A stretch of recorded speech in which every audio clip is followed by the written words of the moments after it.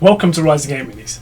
This is the first Mini of the Month video where I'll be painting one of the free miniatures released by Games Workshop every month. You can get yours simply by walking off the street into any Warhammer store and asking for it. If you want to find out more, I made a video about it. You can click on the link up there. This month's Mini is a Sister of Battle. Now if you're the sort of person who wants me to cut to the chase, the short version of this video is you start with a dark brown mix with a little bit of violet added in to add contrast to the yellow layer. Then, working up, painting a smaller and smaller area each time, with progressively more yellow highlights where the light would fall. The final step is to add a red glaze into the shadows to help tie it all together. And if that's enough for you to get going, great. Thank you for watching. But if you need a little bit more inspiration, then stick around for the full tutorial where I'll run through it step by step. So because I wanted to keep these videos as short and to the point as possible, I'm not necessarily going to paint the whole miniature each time. In this video, I'm just going to focus on the yellow cloak. That's because I want to give you useful, interesting advice each time. However, I did do a full paint job, and on this mini, I painted the armour blue, because I know that blue mixes really well with yellow in a nice combination because of some basic colour theory. If you're not sure about what colours you want to paint your miniatures, the best piece of advice I can give you is to go and find some miniatures you like the look of and copy them, just until you get more confidence. That said, if you really want to see the blue armour work up, let me know down in the comments below and I can make a video pretty easily. So surprisingly, the exact colours don't matter too much. What matters more is where you put the colours. But for this recipe, I took a mid-brown. In this case it was Kimera red oxide, mixed it with a black and a violet and coated everything until there was a smooth, even coat. Then I made my paint blends, first adding red oxide to my previous colour to make two higher value grades. Next added some orange to add some more saturation while still making it higher in value, then I added a warm yellow until I ended it with 3 or 4 tones of yellow. So now we have our shadows and our midtones ready to go. So while I've been talking, I've been applying some coats of paint. And what I'm trying to achieve with these coats of paint is simply adding about 90% coverage over the previous layer, only leaving the very darkest wrinkles, like the area under the belt behind. All the while thinking the direction of the light and adding an extra coat of paint to those areas that are going to be brighter. While the paint is still wet, you're applying the next brighter tone, again covering about 90% of the previous layer, and hitting those areas that will have a little bit more light falling on them.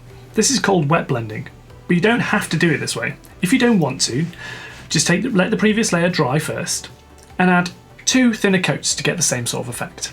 If at any point during the painting process you think the jump in colour is too big or it looks a bit blocky, what you can do is you mix up a really thin mix of the previous colour you used and then just apply that over that bright shade, sweeping your brush towards the darker colour. That's called glazing, and it's a really neat way to smooth out those transitions. You'll need to do several coats to save it if it just looks a bit stripy or blocky. And that's what you can see going on here. Just applying those thin glazes just to tie everything back together to stop it looking as stripy and weird. As we work up through those midtones, we're just applying brighter and brighter tones, again covering 90% of the previous layer.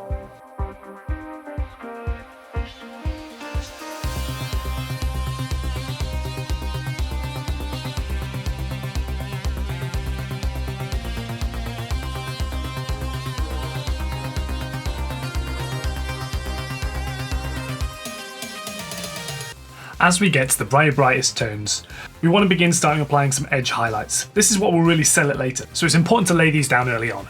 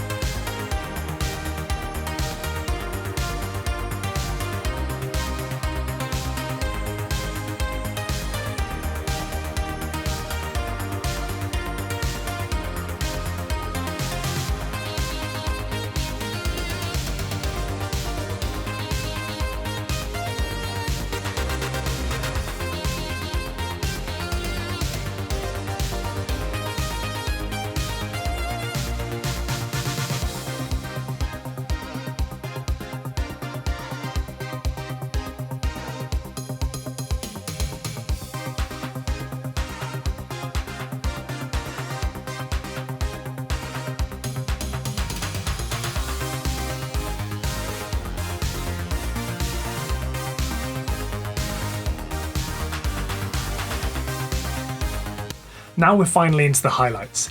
So we take some cool yellow to keep that colour nice and saturated and continue as before.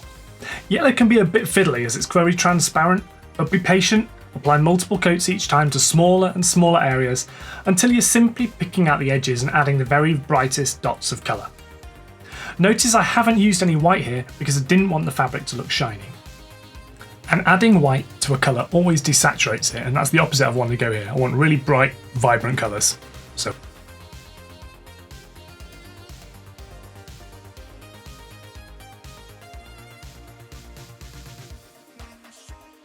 the final step for me was to add a red glaze to the shadows. Again, this helps to tie it all together, and it still felt the shadows were a little bit blocky at this point. So I did that, and here's the end result.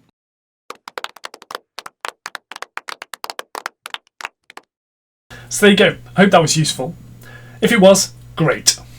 Perhaps you'll consider dropping a subscribe or maybe giving a boop on the like button. The only thing left is to remind you that humans need fantasy to be the place where the falling angel meets the rising ape. See you next time.